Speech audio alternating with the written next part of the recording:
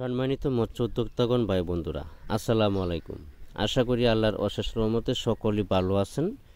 আমার এই ছোট্ট ভিডিওটি দেশ এবং দেশের বাহির থেকে যে যেখান থেকে বসে দেখতে পাচ্ছেন, ভিডিওটি ভালো লাগলে একটি সাবস্ক্রাইব করে রাখবেন পরবর্তী নতুন ভিডিও পেতে। আজকে আমি আলোচনা করব 2025 সালের নতুন বছরের গোল্ডেন কালার দেশি ট্যাংরা মাছের সম্পর্কে। যারা 2025 সালে গোল্ডেন কালার দেশি ট্যাংরা মাছের পোনা চাষ করতে আগ্রহী নতুন চাষি বা পুরাতন চাষি ভাইদের জন্য বলছি, যারা গোল্ডেন কালার দেশি ট্যাংরা মাছের পোনা চাষ করতে আগ্রহী আমাদের সাথে যোগাযোগ করতে পারেন। তবে হ্যাঁ, আপনি যে কোনো হ্যাচারি থেকে মাছের পোনা সংগ্রহ করার সময় একটু ভেবেচিন্তে যাচাই বাছাই করে মাছের পোনা সংগ্রহ করাটাই সবথেকে বেটার।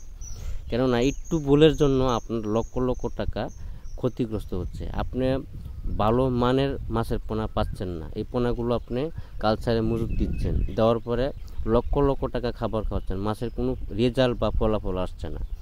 এই জন্য মাছের পোনা সংগ্রহ করার সময় যে কোনো হ্যাচারি থেকে সংগ্রহ করবেন। ফার্স্ট গ্রেডিংয়ের যে মাছগুলো আছে, বড় ব্রড মাছ থেকে যে উৎপাদিত পোনাগুলো আছে, এই ধরনের মাছের পোনাগুলো সংগ্রহ করার চেষ্টা করবেন সবসময়।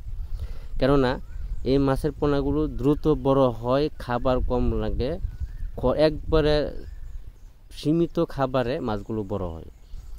আরেকটা কথা হলো, ট্যাংরা মাছ কিন্তু আপনার এতটা খাবার খায় না, এত আহামরি খাবার লাগে না, বেশি খাবার খায় না। অল্প খরচেই 3 মাসের ভিতরে এই মাছগুলো আপনারা কালচার করতে পারবেন। 3 মাসের ভিতরে 18টা 20টা কেজি আছে গোল্ডেন কালার দেশি ট্যাংরা মাছের পোনা। কিন্তু সব জায়গায় আপনি ভালো মাছ পাবেন না। যারা বাটপার বা চিটার বাটপার চত্র বা এরকম ধরনের কাজ করে, তারা এই ধরনের আপনাকে মাছ দিবে। 10 পয়সা 5 পয়সা 20 পয়সা কমের জন্য আপনারা ক্ষতিগ্রস্ত হচ্ছেন। দরকার পড়ে আপনার সরাসরি হ্যাচারিতে এসে হ্যাচারি ভিজিট করে মাছের পোনা সংগ্রহ করেন, তারপরেও আপনি ভালো মানের পোনা পাবেন।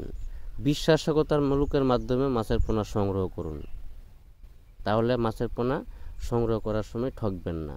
আজকে এই পর্যন্তই। সকলেই ভালো থাকবেন।